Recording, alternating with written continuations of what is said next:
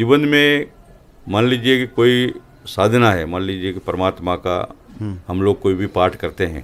अब लीजिए हनुमान चालीसा को ले लीजिए। जी जी। जब हम पाठ करते हैं तो बोलते श्री गुरु चरण सरोज रज निज मन मुकुर सुधारी वर्णो रघुवर विमल जस जो दायक फलचार। कई महात्मा वगैरह जीवन में जो मिले मेरे को, जिन्हों की जो जिनकी साधना से और उनका जो है आशीर्वाद से एक तरह से बहुत सी जीवन में जो है आध्यात्मिक शक्ति की जैसे और बहुत सी जीवन में जो है अनुभूतियाँ हमें जो है वो जो प्राप्त हुई थी।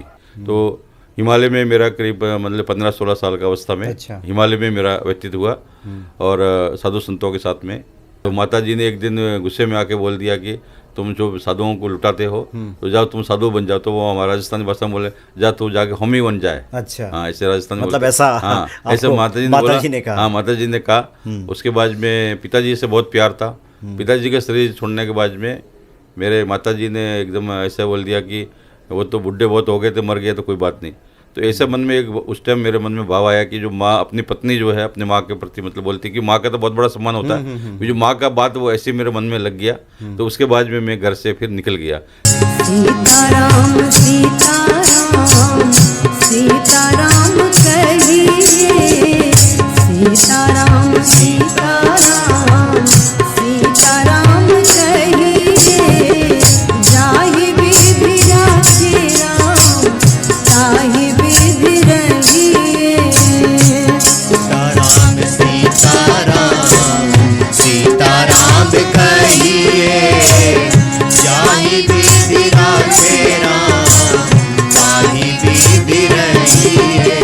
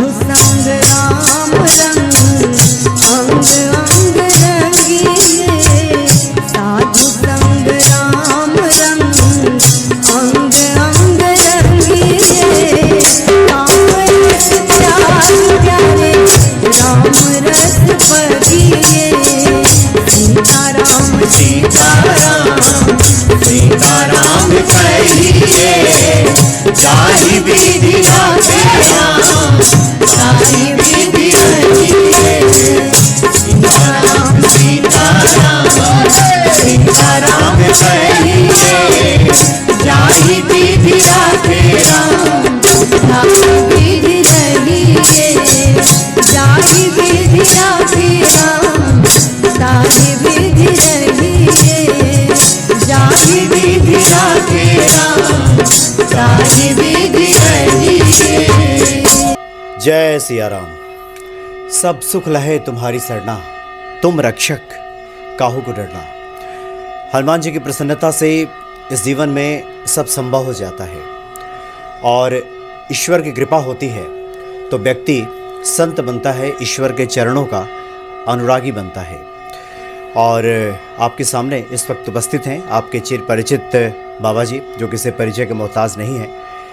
आप गाज़ियाबाद के जो सिद्ध पीठ है दुधेश्वरनाथ मंदिर, वहाँ के आप पीठाधीश्वर हैं। श्री 108 जो यहाँ के पीठाधीश्वर हैं, आप नारायण गिरी जी महाराज हैं। स्वागत है आपका। जय सिया राम। जय सिया राम। और बाबा जी पंचनाम अखाड़ा के, जूना अखाड़ा के जी, जी। आप अंतर्राष्ट्रीय प्रवक्ता भी हैं। प्रवक्ता जी। बाबा जी, सबसे पहले, हालांकि आपने पहले एक बार चर्चा की थी हनुमान जी की महिमा को लेकर के, जी, जी, और भक्तों का बड़ा कल्याण हुआ था, काफ़ी लोगों ने उस पर चर्चा की थी। जी। आज हम चाहते हैं कि जिस सिद्ध पीठ के आप पीठाधीश्वर हैं, यहाँ की क्या महिमा है, संक्षेप में पहले वो जानना चाहते हैं। देखिए, ये जो प्राचीन दुधेश्वर नाथ महादेव है जी। इनको भगवान दुधेश्वर नाथ महादेव बोला जाता है। सोमवार का दिन है आज। बहुत लाखों भगत आते हैं। कहते हैं कि हर युग में परिवर्तन तो होता ही रहता है, तो इस दृष्टि से विशेष रूप से ये बोले कि बहुत प्राचीन शिवलिंग है, स्वयंभू शिवलिंग है। जी। स्वयंभू, और ऐसा होता है कि आपका उप ज्योतिर्लिंग के रूप में जो काशी विश्वनाथ है उसका उप ज्योतिर्लिंग में है, और वृद्ध शिव पुराण वगैरह में भी इसका वर्णन है। प्राचीन काल से ही रावण ने यहाँ पर पूजा किया था, और रावण के पिता विश्वश्रवा ने इस लिंग को स्थापना किया, और कुंभकर्ण वगैरह सभी ने इधर पूजा किया। रावण ने पहला अपना शिष्य भी यहाँ पर अपना सिर को चढ़ाया था। अच्छा। तो ऐसा इसका बहुत मानता है। और कालांतर में जब वो पूरा एक युग परिवर्तन होता है तो टीले बन गया, वो पहाड़ बन गया। तो उसके बाद में यहाँ पर केला गांव है, तो केला गांव की गाय आती थी। तो गाय आके, ये विश्वश्रवा का कैलाश बोला जाता है पूरा एरिया को, क्योंकि यहाँ छोटी हरनंद नदी जो है, अभी जो हेंडन बोलते हैं उसको हरनंदी है, ये गंगा जी की छोटी जो बहन है, उस किनारे जो यहाँ पर जो है। और ये गज परस्त के रूप में इसकी नाम का पहले प्राचीन नाम जो है गाजियाबाद का गज परस्त नाम था। अच्छा। आज भी हम लोग संकल्प लेके गज परस्त के नाम से इसको अच्छा संकल्प लेते हैं। आज गाजियाबाद कभी बोलते नहीं है। हाँ हाँ। तो ये जो है यहाँ पूरा टीला बन गया, तो उसमें फिर यहाँ गांव की गाय आती थी। गाय आके यहाँ पर खड़ी रहती थी, तो आते ही जो है उनका दूध निकल जाता था। तो गौल बालों के ऊपर में कुछ चोरी का आरोप लगा, तो उन्होंने देखा कि भाई यहाँ पर क्यों गिरता है दूध, तो यहाँ खुदाई किया। तो यहाँ पर जो शिवलिंग है वो स्वयंभू शिवलिंग, अच्छा, यहाँ पर जो है वो स्वयंभू शिवलिंग प्रकट हुए शिवलिंग के रूप में, महादेव के रूप में। तो इसको जो है दूध से जो प्रसन्न होने से वो शिवलिंग प्रकट हुए हैं, तो इसका नाम रख दिया दुधेश्वर, क्योंकि शिव का सरनाम ईश्वर है। जैसे हम लोग का नाम होता है कि शर्मा है, कोई वर्मा है, कोई गिरी है, तो ये शिव का नाम ईश्वर, जैसे नागेश्वर, रामेश्वर, तो शिव का सरनाम है ईश्वर। तो ये हो गया दुधेश्वर, दूध से प्रसन्न होने वाला ईश्वर। व्याकरण की दृष्टि से दुग्धेश्वर या दुधेश्वर के रूप में ये भगवान जो है यहाँ पर प्रकट हुए। तब से यहाँ दुधेश्वर नाथ मंदिर का हम जूना अखाड़े की परंपरा में जो है इसमें 16 महंत, और सबसे पहली महंत वैनी गिरी जी महाराज हुए, तो निरंतर जो यहाँ 15 महंत अब तक जो यहाँ पर हो चुके हैं। जी जी। तो आप 16वें महंत हैं जी। अच्छा बाबा जी, हमने एक चर्चा यहाँ के बारे में सुनी है कि वेणी गिरी जी महाराज से लेकर जो 13वें महंत तक ये सभी सोना बनाने की भी कला जानते थे, कुछ इस तरह की बातें आती हैं। ऐसा है कि प्राचीन समय में जब हम महंत बने थे तो बहुत यहाँ पर पुराने ज़माने में जैसे वैज्ञानिक बड़ी बड़ी शिष्याँ वगैरह में देखने को मिलता था। मुझे भी 40 साल के आसपास यहाँ पर महंत बने हुए हो गए हैं। तो यहाँ कहते हैं कि जैसे पहले महाराज लोग जो थे प्राचीन समय में, ऐसा हमारी जो परंपरा थी, तो कि भाई चिलम पीने का जो कुछ परंपरा होती थी। अच्छा। जूना अखाड़े में चिलम पीना है, तो उसमें कुछ हमने साधना के लिए वो पीते थे, वो कोई नशे के लिए नहीं। तो उसका जो बोले कि गिटक जो होती थी, तो गिटक सोने की बन जाती थी। अच्छा। और वो गिटक को सोनार को रोज देकर फिर जो है उसको अपना ये जो है अपना यहाँ खर्चा पानी जो चलाते थे। जंगल था, शेर वगैरह थे यहाँ पर, कोई आता जाता नहीं था यहाँ पर। तो इस दृष्टि से, और एक इलाची गिरी जी महाराज की यहाँ बहुत सिद्ध समाधि जी। है। आज भी भगवान का जो भोग लगता है, भगवान का भोग लगने के बाद में उनका जो है विशेष रूप से इलाची गिरी जी महाराज का यहाँ पर उनका भोग लगता है। तो वहाँ पर क्या है कि यहाँ मानता है कि उनका पहले लोग आके 5 इलाची वो चढ़ा के जाते हैं, 5 इलाची चढ़ाते हैं उनको, और उनकी मानता पूरी होने पर वो सोने की इलाची चढ़ाते हैं। तो ऐसे कई सिद्ध संतों की जो जीवित समाधि है, क्योंकि यहाँ पर 28 समाधि है। अच्छा। करीब मान लीजिए कि 15 महंत हो चुके और 13 जो है वो अपने सिद्ध संत हो चुके। तो ऐसी परंपराओं की यहाँ पर सिद्ध परंपरा काफ़ी प्राचीन है। एक प्राचीन यहाँ पर कुआं भी है जो 3 प्रकार का रंग जल निकलता था। एक वर्म राक्षस का पीपल के नीचे आज भी वो लोगों को कभी कभी दर्शन होता है। तो कई प्रकारों का आसपास गांवों में भंडारा करते हैं, तो वो लोग आगे कहते हैं महाराज गरीब गिरी जी महाराज हमारे गांव में आए थे, भंडारा किया। तो हम लोग बोलते हैं कि नहीं भाई वो तो 300 साल पहली समाधि। तो बोलते थे वो मैं गाजियाबाद में रहता हूँ। तो ऐसे कई जगह पर लोगों को दर्शन भी होते हैं। तो कई चमत्कार जो है दूधेश्वर भगवान का, क्योंकि अच्छा बोलते हैं कि या शिव का वास या कैलाश में होता है या शमशान में होता है। अच्छा। तो ये शमशान कैसा होना चाहिए? पवित्र, जहाँ यहाँ समाधि लगी हो, देखिए मंदिर की सटी हुई समाधि है। तो यहाँ पर स्वयं शिव का जो वास है, तो यहाँ बहुत सी मूर्तियों की यहाँ जो है उनका आवागमन भी रहता है और यहाँ निवास भी रहता है। जी जी, यानी साक्षात भगवान शिव यहाँ विराजमान है जी। अच्छा बाबा जी, आपको पहले भी भक्तों ने सुना, जी। और बहुत से भक्तों के मन में ये जिज्ञासा आती है आप जैसे संत महापुरुषों को देखने के बाद, जी जी, कि ये जो संसार है एक तरह से पूरी तरह से माया से लिप्त बताया गया है। बहुत सारी ऐसी चीज़ें हैं जो आपको आकर्षित कर लेती हैं, ईश्वर के चरण से आपको दूर कर देती हैं। जी जी जी। तो आपके मन में ये कैसे भाव आ गया कि हम ईश्वर की सेवा करेंगे? देखिए, मैं तो एक राजस्थान का बहुत ही जो है पिछड़ा हुआ, मतलब पिछड़ा हुआ तो नहीं कह सकते, एक पूरा बॉर्डर का गांव था। अच्छा। जिला बाड़मेर में तिलवाड़ा गांव, वहाँ पर मेरा जन्मभूमि है। वहाँ जन्म हुआ तो वहाँ पर ऐसा था कि हमारे जो पिताश्री थे, पिताश्री को पुराने लोगों को जैसे कोई वस्तु गुम हो जाती है, कोई चीज़ गुम हो जाती है, या किसी का कोई किसी को उधार देकर ख़त्म हो गया है, तो वो गांव वाले आते थे और एकादशी के दिन जो है वो हमारे पिताजी लेट जाते थे और उनको सिर पे अगरबत्ती और कुछ प्रसाद देते थे। तो वो एकदम अपना पूरा समाधि में होते थे, क्या सो जाते थे। उसके बाद वो बोलना शुरू करते थे कि भाई तुम्हारा फलाना आदमी जो मरा था, उसने चूल्हे के नीचे इतना फुट नीचे जो है ये सोना रखा हुआ है, या इतना हाथ कुआं खोदने पर आपको यहाँ पर मीठा पानी आएगा। तो ऐसी बहुत सारी चीज़ बताते थे। तो उनको वो भी बहुत 50 साल की उम्र में उनका विवाह हुआ था, और उसके बाद में उनको एक साधु महात्मा मिले थे कि भाई, उन्होंने बोला था कि भाई मेरा कोई संतान नहीं है। तो महात्मा बोले भाई मेरे को आना पड़ेगा। तो उसके बाद में मेरा जो है एक तरह से वो जन्म हुआ था, और उसके बाद पिताजी का शरीर भी पूरा हुआ। तो वहाँ से जो है शुरुआत में एक हमारे गांव में एक मंदिर था। तो जब मैं पढ़ने जाता था सुबह, क्योंकि स्कूल थोड़ा दूर था, वहाँ से 3 किलोमीटर दूर, तो एक महात्मा लोग कभी कभी जैसे आ गया तो मैं मंदिर में आरती में नगारा वगैरह बजा के आरती करके वहाँ से जाते थे। कोई साधु संत आ गए तो मैं महात्माओं को अपने माता जी से छुपा के भी वहाँ पर कुछ खाना होना उनको खिला देता था। अच्छा। तो माता जी ने एक दिन गुस्से में आके बोल दिया कि तुम जो साधुओं को लुटाते हो तो जाओ तुम साधु बन जाओ। तो वो हमारा राजस्थानी भाषा में बोले जा तू जाके हम ही बन जाए। अच्छा। हाँ, ऐसे राजस्थान में मतलब ऐसा हाँ, ऐसे आपको माता जी ने कहा। हाँ, माता जी ने कहा। उसके बाद में पिताजी से बहुत प्यार था।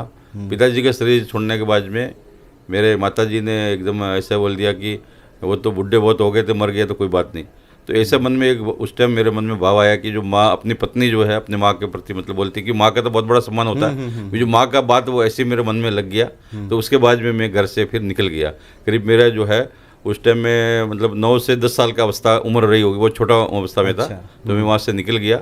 निकल के मैं सीधा जो है अपना गंगोत्री आ गया, ऐसे घूमते घूमते साधुओं के साथ में।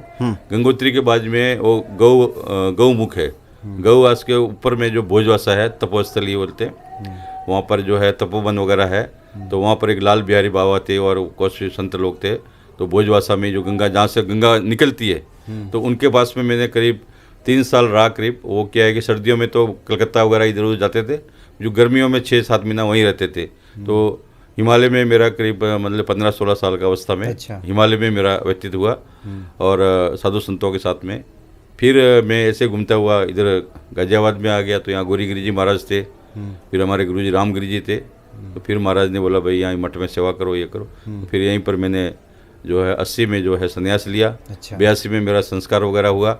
और हमारा जो है हमारे गुरुजी नाम भी वो भागवत बहुत सुनते थे, तो मेरा नाम तो पहले संग्राम सिंह था।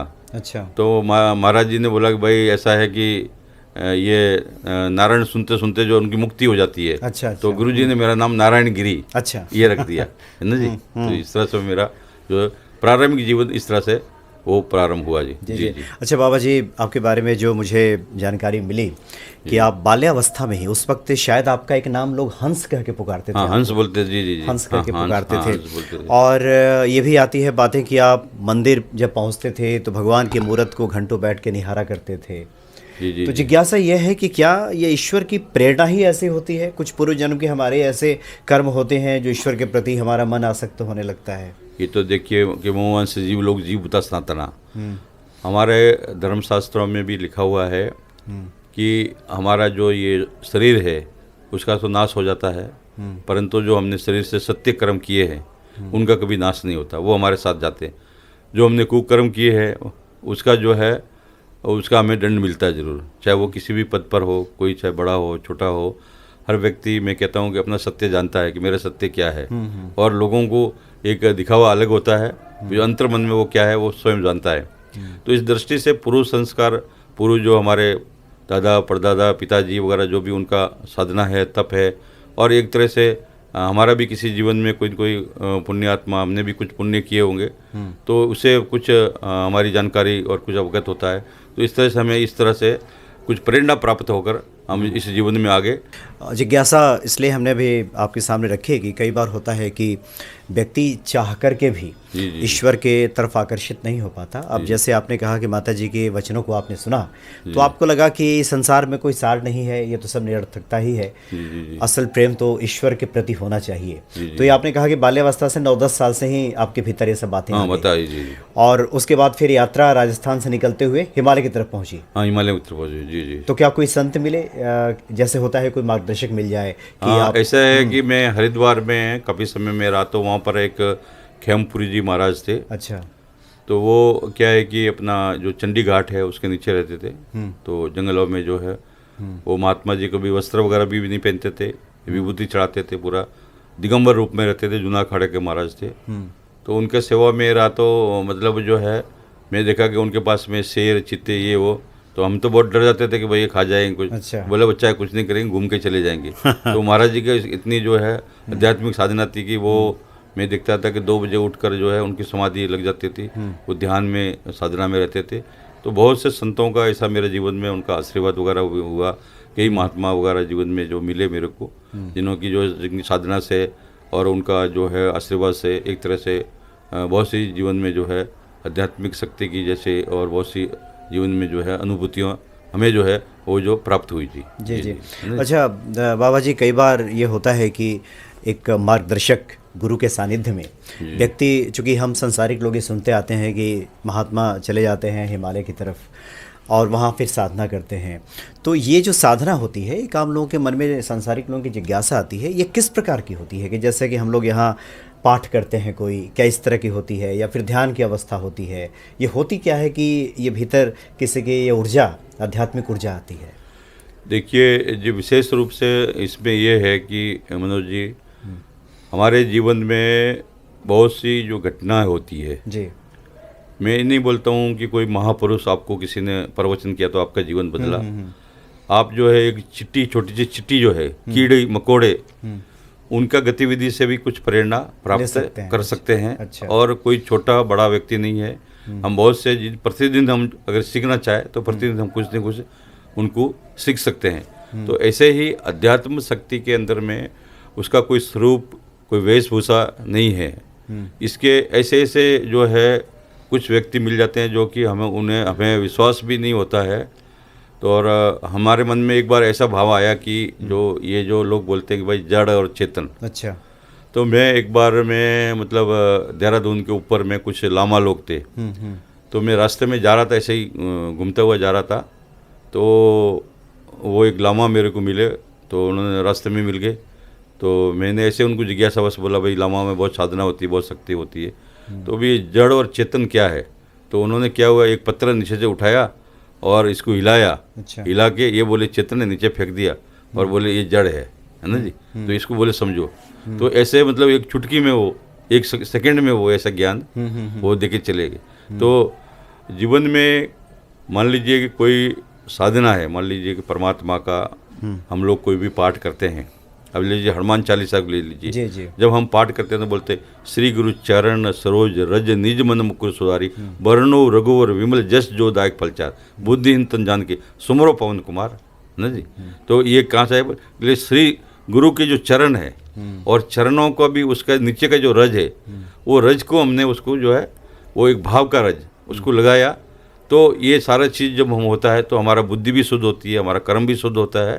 तो क्या है कि गुरु जो है हमें, और गुरु की कोई, मैं हमें ये बोलता हूँ कि गुरु का कोई स्वरूप नहीं होता है। अच्छा।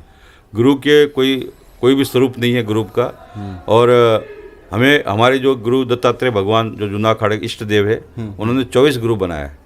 उन्होंने एक वेश्या को भी गुरु बनाया। अच्छा। हम कभी समझते हैं कि बहुत से नकारात्मक है, तो महाराज हमारे गुरु जी दत्तात्रेय जी जो भगवान है, वो जा रहे थे तो रात में एक जगह देखा कि एक वेश्या वो किसी ग्राहक को पूरा नज़र लगा के देख रही है। पूरी रात भर हो गया जो उसको प्राप्त नहीं किया। तो उन्होंने बोला कि भाई एक ध्यान क्या चीज़ है ना जी।